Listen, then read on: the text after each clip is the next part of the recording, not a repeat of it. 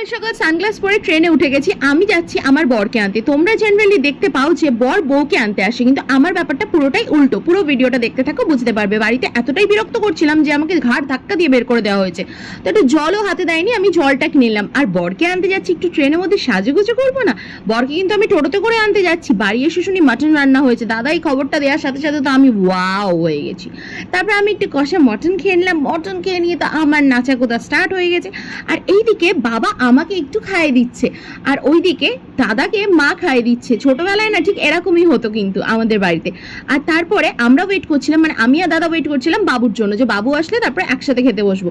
কিন্তু বেসিক্যালি আমার কিন্তু বনগায় আসার রিজনটাই অন্য। সেটা হচ্ছে বনগায় আমি বেসিক্যালি আসি, সেটার একটাই রিজন, সেটা হচ্ছে ফুচকা খেতে। আর এসে দেখি এই দাদাটা এখানে বসে বসেই ফুচকা খাচ্ছে। আর আমি তো বলছি দাদা একটু বসতে দাও, আমি খাই। অন্তকে বসতে না দাও, খেতে দাও। তারপরে আমি আমার গাড়িটাকে একটু খাইয়ে নিলাম, নিয়ে একটা কাজ ছিল ওখানে চলে আসলাম। তারপরে তো বাড়ি চলে আসলাম, একটা চিপস